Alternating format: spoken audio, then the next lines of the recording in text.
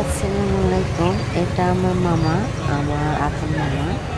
আমার মামার নাম হাসান নেতা। সে অনেক দিন ধরে অসুস্থ, ডায়াবেটিস স্ট্রোক করা রোগী।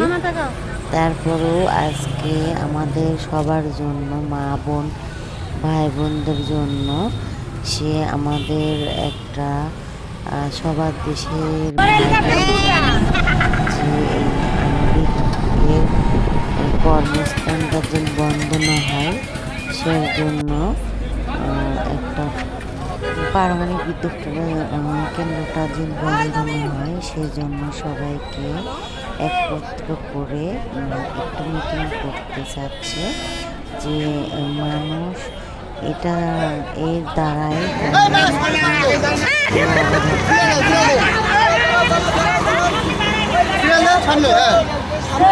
অনিশ্চিত সৃষ্টি হয়েছে, যে কারণে বিশ্ববাসী দীর্ঘদিনের স্বপ্নের প্রকল্প বন্ধ করা ষড়যন্ত্রের বিরুদ্ধে রুখে দাঁড়াতে আজ রাস্তায় নামতে বাধ্য হয়েছে। আমরা যতদূর জানি, এমনিতেই নানা কারণের উপর প্রকল্প হতে বিদ্যুৎ উৎপাদন করে জাতীয় গ্রিডে সরবরাহের কাজ অনেক পিছিয়ে গেছে। এই মুহূর্তে ৯৪ কাজ শেষ হয়েছে। চলতি মাসেই গ্রিডের সঞ্চালন লাইনের কাজ শেষ হওয়ার কথা।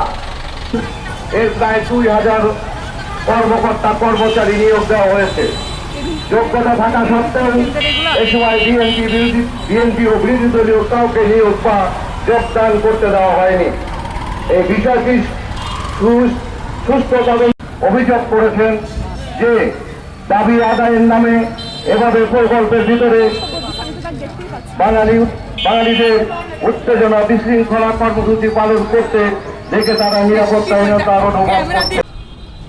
এই সেই বিদ্যুৎ কেন্দ্র রূপপুর বিবিসি বাজার, এই সেই রূপপুর মোড়।